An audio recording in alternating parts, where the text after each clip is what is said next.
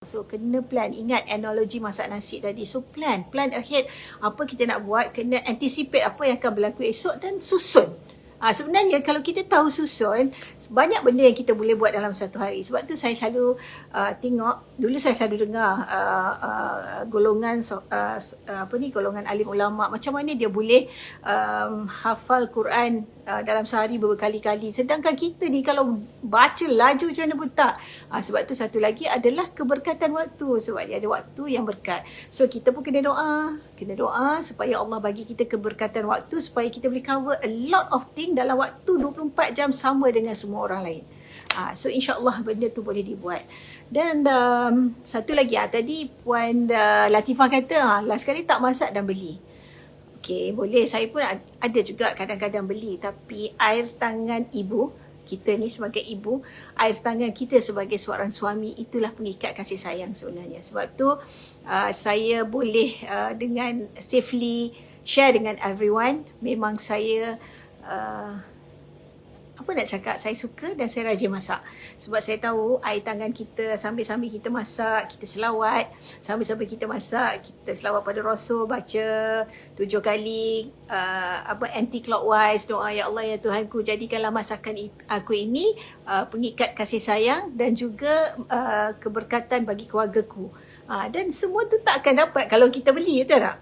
And then lauk yang kita masak hasil tangan isteri ni, I think the husband will appreciate it more. Begitu juga dengan anak-anak. Sebab tu anak-anak saya selalu cakap, I don't know lah, dia orang selalu cakap, Umi masak tak sama, beli kat kedai tak sama dengan Umi masak. Okay, Umi masak. Sementelah pula saya dapat suami yang tak fasi. Dia kata apa saja you masak, I makan. So okay, lagi senang, tak payahlah susah-susah sangat nak macam lauk yang extravaganza. Buat je apa yang ada, as long as dia daripada air tangan kita. So dulu lagi, saya rasa saya dulu lagi dahsyat, saya masak bawa bekal ke office. Sekarang occasionally pun I did that. Sekali masak untuk my parents. Now rumah kita ni pula masak untuk my father and mother sekali. Kebetulan dia pun tak ada maid sekarang. So what we did is pagi I masak lauk main. Sama ada kari ke, masak lemak cili api ke, kalio ke, whatever yang dia like. So we masak daripada pagi sebelum datang office, and then yang the rest tu insyaAllah pembantu kita boleh buat. Dan kalau cerita pasal pembantu, memanglah saya ada pembantu sekarang. Tapi zaman saya dulu, mula-mula saya memulakan kehidupan saya sebagai seorang yang bekerja, ada anak, tak ada pun. So we manage it ourselves. So make sure plan, and most importantly, jangan merungut apa yang kita buat. Ini yang paling penting juga untuk you all tahu, kena willing to sacrifice dengan redha dengan keadaan kita. Sebab bila kita mula merungut, everything I have to do, kenapa orang lain tak buat? Itu semua menghilangkan keberkatan atas apa yang kita buat. Saya ingat, if I can share you this story, my driver, dia used to cakap kat saya, oh puan, dia kata, bukan calang-calang lah perempuan macam puan ni, semua puan buat ni, buat ni. And I told him, saya tak nak dengar dah Cik Razi, one of my driver, cakap macam tu. Sebab saya cakap, kalau Cik Razi tahu pahala yang saya dapat di akhirat nanti, sekarang ni saya bantu suami saya dengan macam-macam benda yang Cik Razi sebut tadi, Cik Razi tak akan dah cakap. Dan saya tak nak dah dengar. Sebab saya tahu, ini perkara yang kita kena tahu, bahawasanya kita ni bantu suami, of course kita ni bekerja kan, kita berkerjaya. Bagi mereka yang on top of buat kerja rumah, segala-galanya you kena buat. Lepas tu you pula pergi kerja, balik rumah you kena kemas lagi, you kena buat. Lepas tu suami, biasalah, I mean, nature of guys normally, balik dia dengan kerja dia lah.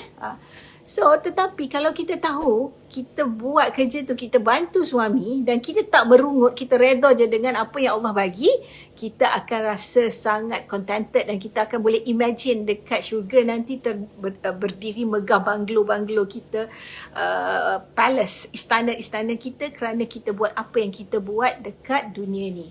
Seriously, I don't mind sebab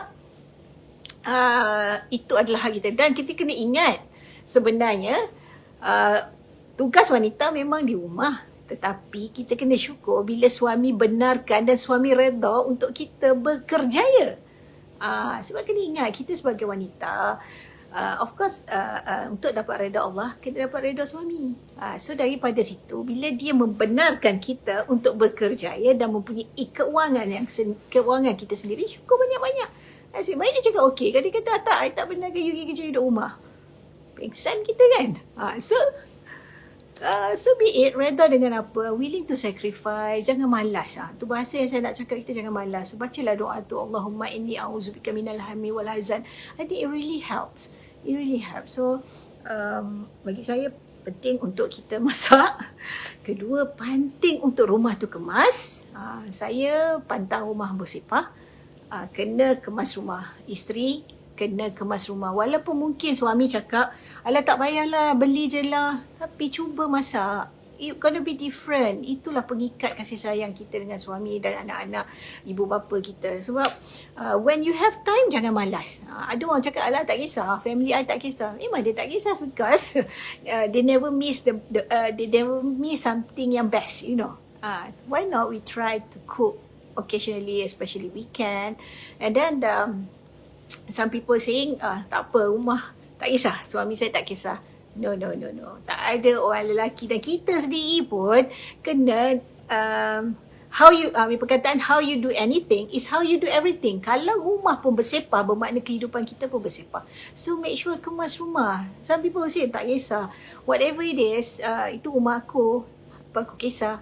Yes, but eventually akan ada efek. Sebab apa yang kita tunjuk pada anak-anak dan keluarga kita, itulah yang akan menjadi masa depan mereka. Mereka pun akan jadi macam mana mak dia. So, and then satu lagi yang saya, if I were to share with you guys, orang perempuan kena jaga kebersihan. Make sure you guys, make sure diri kita ni sentiasa wangi lah. Itu yang saya nak cakap. Jaga diri kita, jaga penampilan kita. Satu perkara lagi yang saya nak say thanks to my mum dan juga arwah nenek saya. Dia selalu cakap, duduk rumah jangan, bahasa Kelantan, jangan duduk sebek. Jangan duduk dalam keadaan yang selekeh. Sebab tu saya, kalau siapa-siapa datang rumah saya pada hari Minggu, saya ready pagi, macam mana saya nak pergi office setiap hari, walaupun di rumah. So kalau nak keluar, saya boleh keluar macam tu je, sebab pakaian, cuma mungkin, dan kebetulan pula, rumah saya ni banyak tingkap. So kalau saya keluar je bilik tidur saya, daripada atas ke bawah pun saya dah start pakai tudung. Tudung sarung lah kalau hari Minggu. That's the easiest kan. So masa tu saya dah start pakai tudung. Jadi kalau tiba-tiba duduk bawah tu, anak kata, yes, sebab. Kalau anak kata,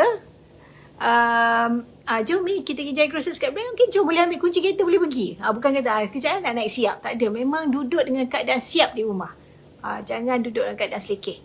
Alright, so kena wangi, kena bersih, kena siap. Sebab kita tahu, kita selalu didengarkan kena bersiap dan bercantik-cantikkan untuk suami kan. Tapi sebenarnya terbalik. Bila nak keluar rumah baru nak bersiap. Duduk rumah selebek dengan kain kelawar, baju kelawar kan. Alright, so itulah. So bagi saya, that's partly apa yang boleh share. Dan I think on top of everything, kena ada keberkatan. Tadi keberkatan waktu, ini berkat hidup. Saya rasa perkara yang saya tak lupa nak buat. Ni Abah ada lagi tak?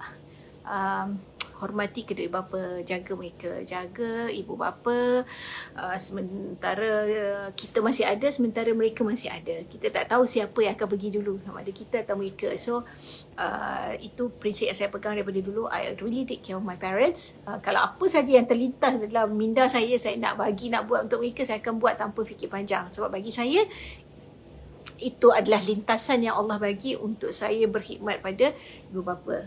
Begitu juga dengan suami. So dulu saya dapat ilmu ni daripada Dr. Azizan ketika saya attend IMKK 2016 bulan 10-11 macam tu, saya tak ingat. Tapi I know but benda tu tak masuk dalam jiwa saya, dalam hati dan minda saya. Tetapi pada ketika tu he stress out. Dia bercakap mengenai hierarki dalam kehidupan seorang wanita. That yang paling atas Rasulullah, paling atas Allah Subhanahu Wa Taala, Rasulullah Sallallahu Alaihi Wasallam, bagi wanita yang ketiga adalah suami. Jadi perkara tu saya tak pernah amalkan those days. Yelah, sebab kita pun berkerjaya, kita ada kewangan stabil. So kita kata macam, of course he's a husband, but tapi dari financially we are not dependent. So the level of respect tak sama selepas saya faham pasal hierarchy ni. So actually betul perkataan, the more you give, you get back more. The more you respect your husband, your parents, you gonna get back more. So itulah perkara yang saya pegang, dan Alhamdulillah saya rasa itulah keberkatan. Sebab saya rasa tak ada siapa yang tak pernah diuji. Saya pernah diuji dalam bisnes, dalam kehidupan, tapi Alhamdulillah ujian tu Allah bagi tak lama. Lepas tu dia boleh bangkit kembali dan back to the whatever life that we want. So itulah sikit sebanyak perkongsian. Dan lastly, before we go, saya nak share amalan untuk wanita-wanita, untuk you manage your time dan juga manage yourself. Hari ini saya share satu je. Amalkanlah surah Al-Waqi'ah ayat 35 hingga 38 tu. Bismillahirrahmanirrahim. Inna ansha'nahunna insya'a faja'alnahumna abkara urban atraba li ashabil yamin.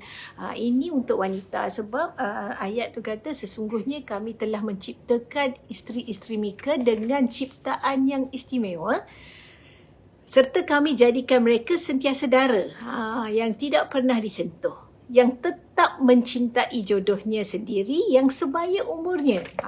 So ini adalah amalan yang boleh menjadikan kita ni kekal muda dan jelita, insya-Allah, di mata suami kita dan anak-anak dan keluarga kita.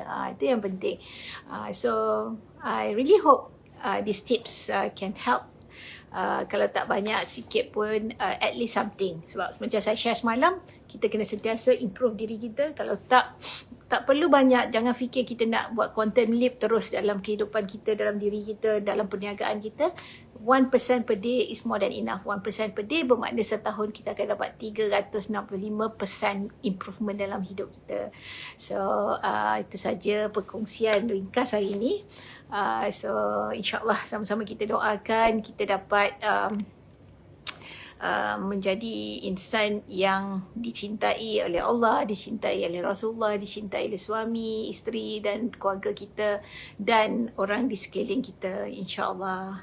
So saya pun doakan pada semua supaya hidup kita ni lebih diberkati, dirahmati daripada semalam dan pada hari-hari mendatang, dan kita semua capai apa saja hajat kita di dunia dan di akhirat, insya-Allah. Okay guys, thank you so much. Till we meet again. Assalamualaikum warahmatullahi taala wabarakatuh.